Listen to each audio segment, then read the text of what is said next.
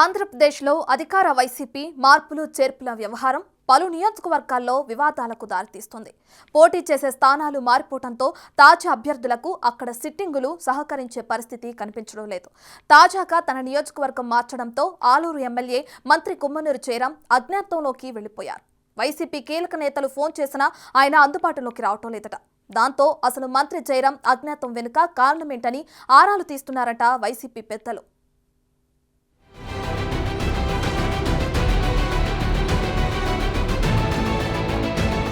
మంత్రి గుమ్మనూరు జయరాం వ్యవహారం వైసీపీలో చర్చనీయాంశంగా మారింది. కర్నూలు జిల్లా ఆలూరు ఎమ్మెల్యే గుమ్మనూరు జయరాంని ఆలూరు నుంచి తప్పించి కర్నూలు ఎంపీ అభ్యర్థిగా ప్రకటించింది వైసీపీ.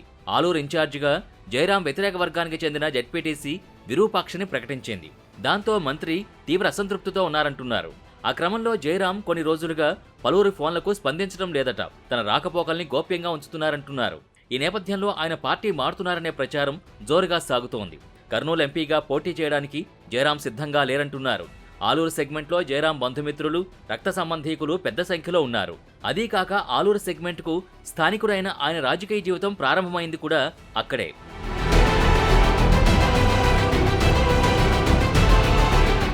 జయరాం 2001లో ఏదూరు గ్రామ టీడీపీ ఎంపీటీసీ అభ్యర్థిగా పోటీ చేసి ఓటమి పాలయ్యారు. ఆయన 2005లో ఆలూరు సెగ్మెంట్లోని చెప్పగిరి మండల జెడ్పీటీసీగా గెలుపొందారు. 2009 ఆంధ్రప్రదేశ్ అసెంబ్లీ ఎన్నికల్లో పీఆర్పీ నుంచి ఎమ్మెల్యేగా పోటీ చేసి ఓడిపోయారు. 2011లో వైసీపీ తీర్థం పుచ్చుకున్న ఆయన 2014, 2019 ఎన్నికల్లో ఆలూరు ఎమ్మెల్యేగా గెలిచారు. 2022 ఏప్రిల్ 11న జరిగిన మంత్రివర్గ పునర్వ్యవస్థీకరణలో మంత్రి అయ్యారు. ఆయన ముందు నుంచి నియోజకవర్గం వాసులతో కలుపుగోలుగా ఉంటారన్న పేరుంది. అందుకే అంత అనుబంధం ఉన్న ఆలూరును వదులుకోవడానికి ఆయన సుముఖంగా లేరట. కర్నూలు ఎంపీ టికెట్ ఇచ్చినా ఆయన తిరస్కరిస్తున్నారు. ఆ క్రమంలో జయరాం పార్టీ మారడానికి ప్రయత్నాలు చేస్తున్నారని ప్రచారం జరుగుతోంది. మంత్రిని కలిసేందుకు వైసీపీ ఆలూరు ఇన్ఛార్జిగా ప్రకటించిన విరూపాక్ష కొద్ది రోజులుగా ప్రయత్నిస్తున్నా ఆయన అందుబాటులోకి రావడం లేదట.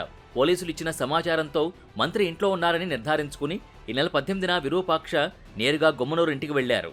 మంత్రి వాహనాలు ఇంట్లోనే ఉన్నా అనుచరులు మాత్రం మంత్రి ఇంట్లో లేరని చెప్పడంతో ఏం చేయాలో తెలియక వెనుదిరగాల్సి వచ్చిందట.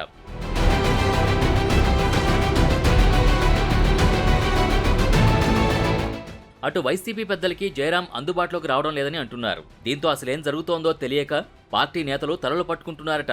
మరోవైపు గుమ్మనూరు పార్టీ మారతారన్న ప్రచారం వాస్తవం కాదని ఆయన సన్నిహితులు కొట్టిపారేస్తున్నారు.